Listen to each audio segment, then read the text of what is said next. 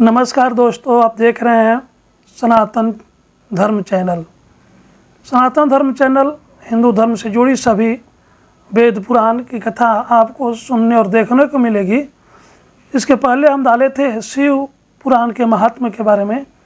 आइए चलते हैं हम महात्म्य के बाद से शिव पुराण में कौन सी कथा आती है।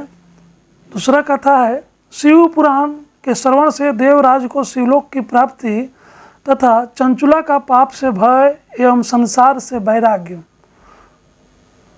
श्री शौनक जी ने कहा, महाभाग सूत जी, आप धन्य हैं, परमार्थ तत्व के ज्ञाता हैं।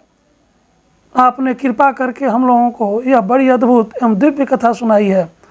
भूतल पर इस कथा के समान कल्याण का सर्वश्रेष्ठ साधन दूसरा कोई नहीं है। यह बात हमने आज आपकी कृपा से निश्चय पूर्वक समझ ली। सूत जी का कलियुग में इस कथा के द्वारा कौन कौन से पापी शुद्ध होते हैं, उन्हें कृपा पूर्वक बताइए और इस जगत को कृतार्थ कीजिए।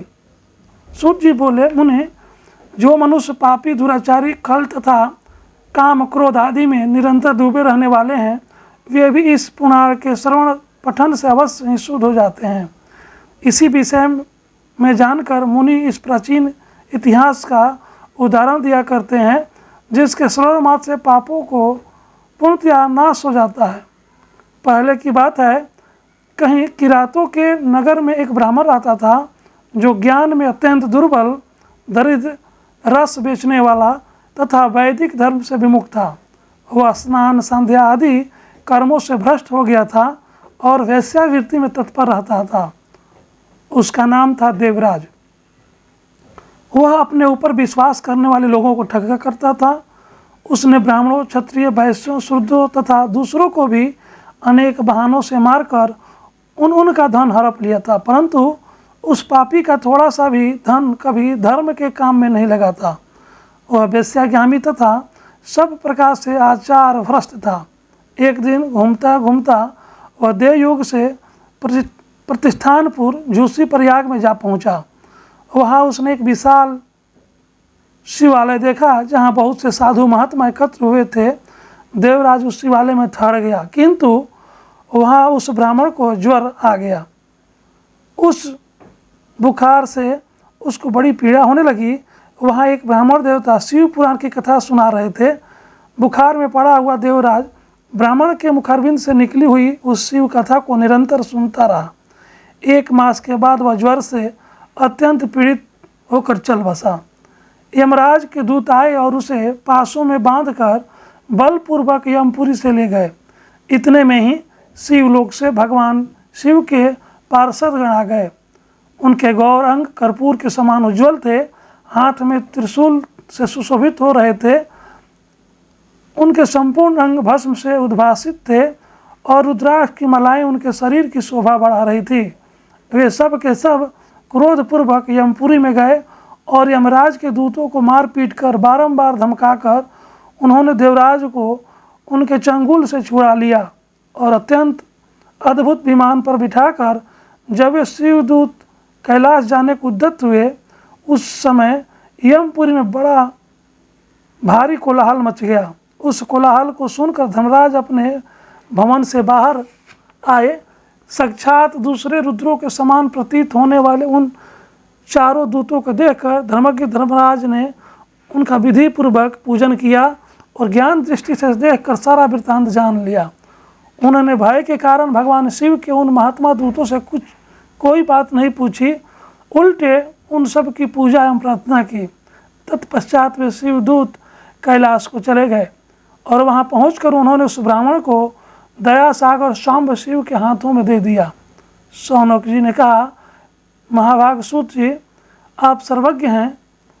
महामते, आपके कृपा प्रसाद से मैं बारंबार कृतार्थ हुआ हूँ। इस इतिहास को सुनकर मेरा मन अत्यंत आनंद में निमग्न हो रहा है। अतः आप भगवान शिव में प्रेम बढ़ाने वाली शिव संबंधनी दूसरी कथा को भी कहिए। सूत जी कहते हैं, शौनक सुनो, मैं तुम्हारे सामने गोपनीय कथा वस्तु का भी वर्णन करूँगा, क्योंकि तुम शिव भक्तों में अग्रगण तथा वेद वेदाताओं में श्रेष्ठ हो। समुद्र के निकटवर्ती प्रदेश में एक वास्कल नामक ग्राम है, जहाँ वैदिक धर्म से विमुख महापापी द्विज निवास करते हैं। वे सब के सब बड़े दुष्ट हैं। उनका मन दूषित विषय भोगों में ही लगा रहता है। वे न देवताओं पर विश्वास करते हैं न भाग्य पर। वे सभी कुटिल वृत्ति वाले हैं, किसानी करते हैं और भांति भांति के घातक अस्त्र शस्त्र रखते हैं। वे व्यभिचारी और खल हैं। ज्ञान, वैराग तथा सदकर्म सेवन ही मनुष्य के लिए परम पुरुषार्थ हैं। इस बात को वे बिल्कुल नहीं जानते।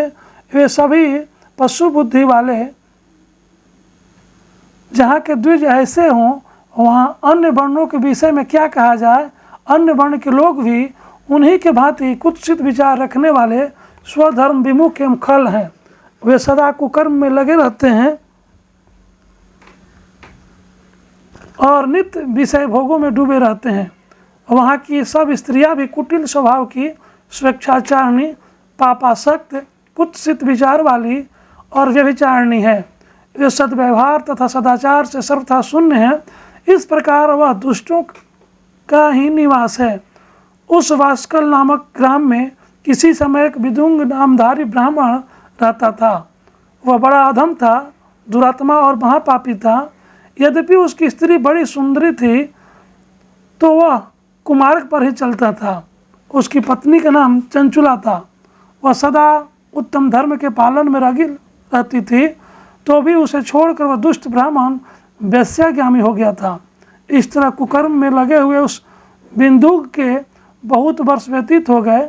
उसकी स्त्री चंचुला काम से पीड़ित होने पर भी स्वधर्म नाश के भय से कलेश सहकर भी दीर्घ काल तक धर्म से भ्रष्ट नहीं हुई, परंतु दुराचारी पति के आचरण से प्रभावित हो आगे चलकर वो स्त्री भी दुराचारिणी हो गई। इस तरह दुराचार में डूबे हुए उन मूढ़ चित्त वाले पति पत्नी का बहुत सा समय व्यर्थ बीत गया। तदंतर शूद्र जातीय वैश्या का पति बना हुआ वह दूषित बुद्धि वाले दुष्ट ब्राह्मण बिंदु समयानुसार मृत्यु को प्राप्त हो नरक में जा पड़ा। बहुत दिनों तक नरक के दुख भोग कर वह मूढ़ बुद्धि पापी विंध्य पर्वत पर भयंकर पिशाच हुआ। इधर दुराचारी पति बिंदु के मर जाने पर वह मूढ़ हृदय चंचुला बहुत समय तक पुत्रों के साथ अपने घर में ही रही। एक दिन देवयोग से किसी पुण्य पर्व के आने पर वह स्त्री भाई बंधुओं के साथ गोकर्ण क्षेत्र में गई। तीर्थयात्रियों के संग में उसने भी उस समय जाकर किसी तीर्थ के जल में स्नान किया। फिर साधारणतया मेला देखने की दृष्टि से बंधुजनों के साथ यत्र तत्र घूमने लगी। घूमती घूमते किसी देव मंदिर में गई और वहाँ उसने एक दैवज्ञ ब्राह्मण के मुख से भगवान शिव की परम पवित्र एक एवं मंगलकारिणी उत्तम पुराणी कथा सुनी। कथावाचक ब्राह्मण कह रहे थे कि जो स्त्रियां पर पुरुषों के साथ व्यभिचार जाती है, तब यमराज के दूत उनको योनि में तपे हुए लोहे का परिधि डालते हैं। पौराणिक ब्राह्मण के मुख से यह वैराग बढ़ाने वाली कथा सुनकर चंचुला भय से व्याकुल होकर वह कांपने लगी। जब कथा समाप्त हुई और सुनने वाले सब लोग वहाँ से बाहर चले गए, तब वह भयभीत नारी एकांत में शिव पुराण की कथा बाँचने वाले उन ब्राह्मण देवता से बोली। चंचुला ने कहा, ब्राह्मण, मैं अपने धर्म को नहीं जानती थी, इसलिए मेरे द्वारा बड़ा दुराचार हुआ है। स्वामी ने मेरे ऊपर अनुपम कृपा करके अब आप मेरा उद्धार कीजिए। आज आपके वैराग रस से ओतप्रोत इस प्रवचन को सुनकर मुझे बड़ा भय लग रहा है। मैं कांप उठी हूँ। मुझे इस संसार से वैराग हो गया है। मुझ मूढ़ चित्त वाली पापनी को धिक्कार है। मैं सर्वथा निंदा के योग्य हूँ, कुत्सित विषयों में फंसी हुई हूँ और अपने धर्म से विमुख हो गई हूँ।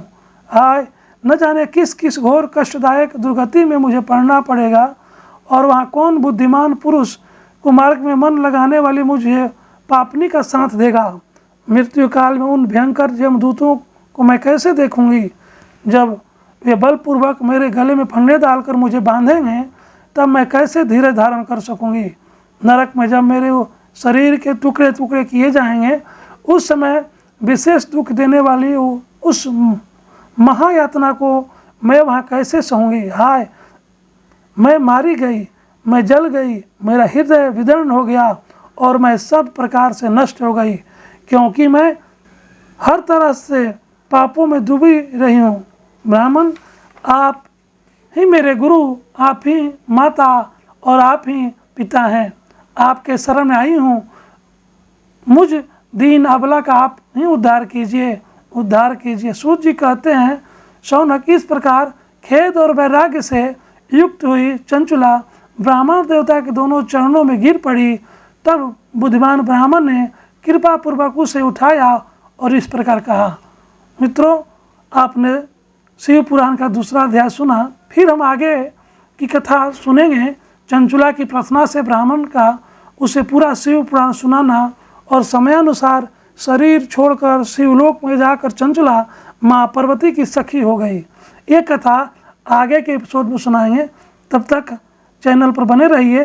चैनल को सब्सक्राइब कीजिए, वीडियो को शेयर कीजिए और कमेंट बॉक्स में अपना मंतव्य लिखे कि आपको यह वीडियो कैसे लगा। तब तक के सादर जय सिया राम।